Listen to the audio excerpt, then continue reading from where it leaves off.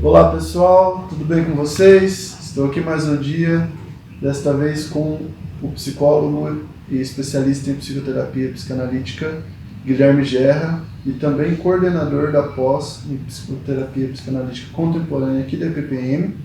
E hoje, seguindo o nosso quadro, né, sobre psicanálise hoje, vamos ouvir um pouco dele, da opinião dele, o que é a psicanálise hoje, né, para ele. Guilherme, pensando nisso, né, o que você vê de mudança, o que você achou necessário, como que você enxerga esse caminho que a psicanálise vem tomando desde quando ela nasceu até como ela está hoje, né? Eu acho que eu vejo vários pontos importantes nessa discussão. Um dos que me chamam a atenção, primeiramente, é a necessidade de, mesmo se a gente estiver estudando teorias ou desenvolvimentos técnicos de autores contemporâneos, é necessário uma compreensão importante de autores que já desenvolveram seus trabalhos, especialmente do Freud, ou se a gente seguir por uma linha inglesa, também da Melanie Klein, também do Bion, mas antes da Melanie Klein também temos Ferenczi, também temos Abraham. Então eu sinto muita importância e a falta, às vezes, de que estudemos mais. O Freud geralmente é um autor mais indiscutível e mais estudado. Sim. Mas o Freud é um autor muito grande, realmente muito grande. Então o estudo da obra de Freud é algo que me parece que quanto mais a gente estuda ele sensivelmente, mais a gente vê o quanto ele nos ajuda a pensar e também a compreender esses desenvolvimentos contemporâneos que vêm sendo feitos. Então, a primeira parte, para mim, do que é a psicanálise hoje é a não negligência da psicanálise que nos levou até hoje, né? Porque senão a gente corre um risco muito grande de fazer algo muito fragilizado, né? Especialmente dentro da teoria freudiana, dos aportes que ele desenvolveu, elas sustentam muito o nosso pensamento, a nossa prática hoje. Então, corremos o risco de desenvolver algo fragilizado, sem sustentação na psicanálise de hoje, se a gente não tiver um aporte importante, e esse aporte é difícil de desenvolver, mas é possível. Então, por um lado, eu vejo essa necessidade e essa importância. Por outro lado, eu vejo que o que está sendo desenvolvido, que vem sendo desenvolvido contemporaneamente, não é uma repetição do que foi desenvolvido pelos grandes psicanalistas ou por seguidores desses grandes psicanalistas. Então nós temos desenvolvimentos, nós temos mudanças. O André Green é um autor que é muito simbólico, porque a gente pensa em psicanálise contemporânea para as mudanças metapsicológicas que ele propôs ou técnicas, ou mesmo outros autores ali depois da Melanie Klein. Então, o que é feito não é uma repetição do que foi feito, né? Tem como base, mas entendo como uma expansão, entendo como um desenvolvimento. Então, o que a gente está dividindo e isolando como contemporâneo e tradicional são duas partes. Não duas partes isoladas, mas são coisas diferentes a se estudar e a se entender e se pesquisar. Então, esse é um segundo ponto que eu vejo. A necessidade de se compreender desenvolvimentos teóricos contemporâneos, porque eles são diferentes. Então, eles visam dar conta de fenômenos diferentes. O que nos leva a esse outro ponto, que é, ao que me parece, ao que vem sendo discutido muito em psicanálise, é que os fenômenos que aparecem na clínica,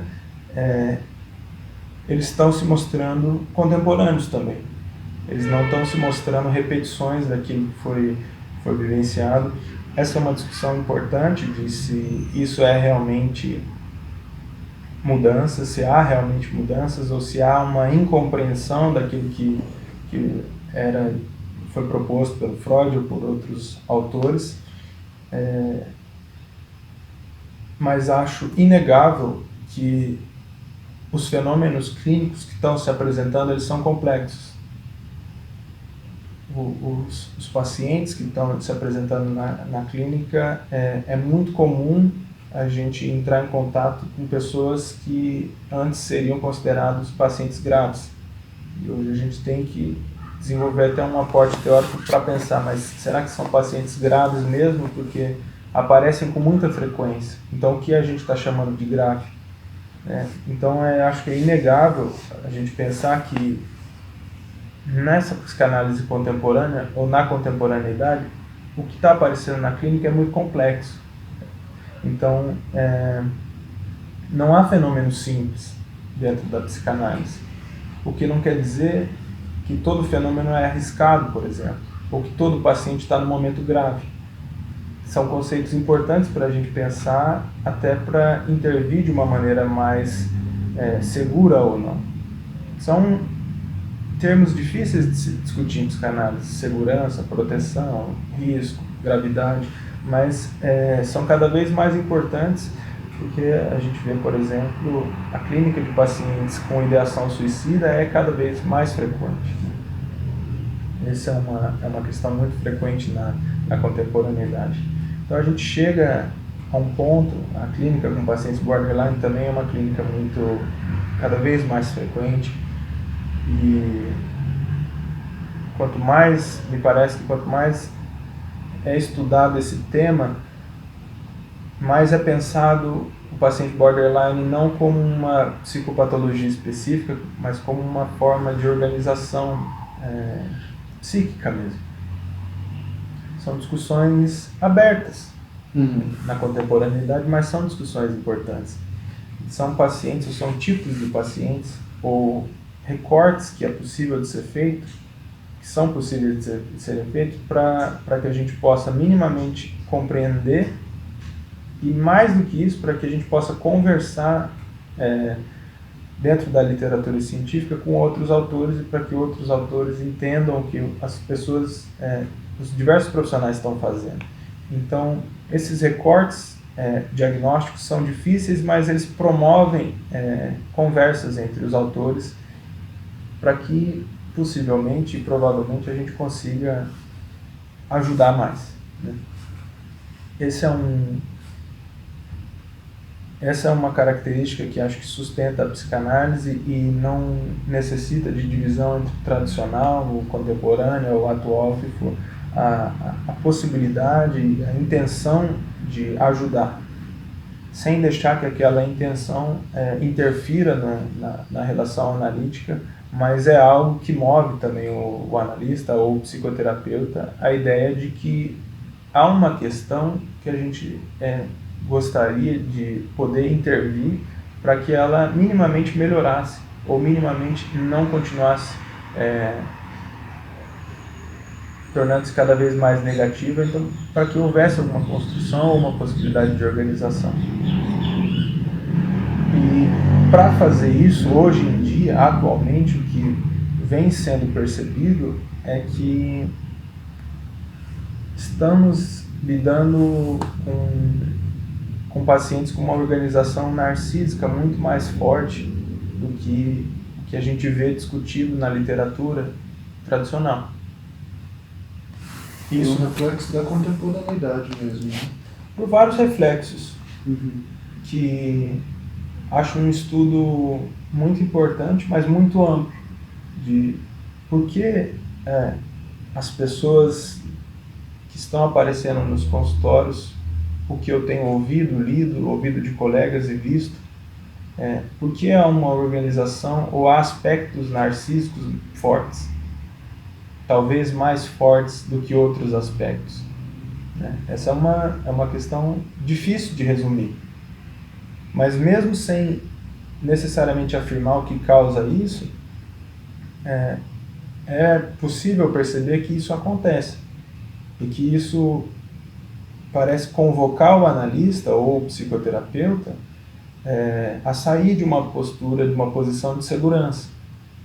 Então, um lugar que foi seguro para o analista e para o terapeuta de ser neutro, de ser especular, ou seja, de ficar de uma maneira às vezes quase rígida, mas em silêncio, esperando o momento de interpretar, que é uma clínica da psicanálise, é uma clínica que tem suas razões para existir, teve e tem suas razões para existir, e trabalha com a parte do simbólico, a parte da representação, mas quando a gente lida com pacientes com aspectos narcísicos mais fortalecidos, é uma clínica que começa a sofrer balanços, no mínimo. Porque a neutralidade frente a alguns quadros, ela é vista como um enrijecimento, como uma dureza. Então, como uma questão autoritária do analista ou do terapeuta. Então, essa postura, essa conduta e essa ética que funcionam em certos quadros ou em certas dinâmicas, elas podem atrapalhar outras. Então, eu acho que essa é uma discussão importante que vem sendo feita em psicanálise, uma discussão bastante atual e bastante difícil, porque não se trata em nenhum momento de ir para o campo da sugestão, mas de permanecer no campo do enquadro psicanalítico, só que num enquadre que consiga abarcar pessoas que não conseguem simplesmente chegar e associar livremente, porque estruturas para associação livre ainda não foram organizadas e desenvolvidas. E frente a isso, muitos psicanalistas olham e falam, então, o que a gente consegue pensar para ajudar que chegue nesse ponto? Porque a gente vê que não foi desenvolvida essas capacidades de simbolização, de representação, por exemplo, ou pelo menos majoritariamente. Então vem se discutindo muito como expandir a técnica para que essas pessoas não saiam da terapia, não saiam da análise, permaneçam lá, e para que a gente faça, se é esse um passo necessário primeiro, que a gente faça isso primeiro para eventualmente chegar a uma questão da associação livre. Então, para fundamentar discussões como essas, nós precisamos do aporte teórico desde Freud até autores como André Green. E isso é um grande percurso, é um percurso muito longo, que leva muitos anos. E que estamos percorrendo, enquanto estamos percorrendo, tentamos dar conta dos fenômenos com os quais lidamos no consultório ou na literatura científica, mas não negar o aporte teórico e a possibilidade disso, para mim, é uma questão muito importante da contemporaneidade, porque da mesma forma que os pacientes talvez se mostrem com aspectos narcísicos muito fortes, os profissionais também, né? Então, não ter um aporte sólido, é difícil ter um aporte sólido, e talvez isso seja uma meta muito mais do campo idealizado ou imaginário do que do campo real. Mas é uma meta que a gente tenta percorrer, para que haja minimamente uma solidez, um corpo teórico que sustente o que a gente faz e o que a gente pensa, né? E como a gente pensa e como a gente trabalha. Então, não ter isso é algo muito arriscado hoje em dia, né? Então, o estudo se torna o aspecto teórico da formação teórica do analista é um ponto de sustentação, às vezes negligenciado, e que talvez quanto mais grave o paciente, mais ele se mostre necessário, porque sem a análise pessoal e sem a supervisão, é claro que o analista não vai conseguir fazer o trabalho dele, mas sem o aporte teórico, a possibilidade de ele estar fazendo um trabalho muito fragilizado, em termos do que ele poderia, é muito grande. Sim. Então, esse conjunto é muito importante. Isso talvez seja uma repetição, mas pode parecer uma repetição, mas não é. Porque a situação atual, ou o conjunto de situações atuais, vem requisitando importâncias de questões que, em outras épocas, foram importantes, mas tiveram outro tipo de importância. E acho que agora é o caso da gente pensar o que a gente vem lidando, com base no que a gente lidou, que outras pessoas lidaram, mas para que a gente possa continuar trabalhando com a psicanálise, né? Que é algo possível de ser feito, com uma necessidade cada vez maior na minha visão, porque os comportamentos humanos, o sofrimento humano, ele parece se transformar muito com base na situação que, lógico que cada um vive, mas que os grupos vivem também, mas campos do conhecimento que ofereçam uma sustentação a ponto de construir pensamentos sobre isso é algo delicado e precisa de um aporte muito grande, porque são questões muito complexas. Então, por isso a psicanálise, sempre muito atacada, ela sempre volta mostrando que não, ela sempre volta, parece, oferecendo trabalho mesmo. Olha, o que a gente vem desenvolvendo, vem pensando, é um campo muito grande, que eu acho que pode contribuir muito para a compreensão e para a intervenção. Compreensão de aspectos humanos, expansão possivelmente, mas também intervenção quando isso vai para um caminho psicopatológico. Legal, muito legal. Quanto é importante, né? Continuar caminhando com a teoria. Guilherme, a gente agradece muito, muito mesmo a sua colaboração. Acho que é de suma importância todos sempre buscar uma construção profissional concreta desta forma e que possa abranger a teoria desde o seu nascimento até os autores atuais, para poder acompanhar o andamento da clínica. Né? Mas é isso. Pessoal, agradeço também muito a vocês que estão nos acompanhando. Comentem embaixo, digam o que vocês estão achando, o que vocês querem ver de tema. Acho que isso é muito importante, essa relação próxima com vocês. E é isso.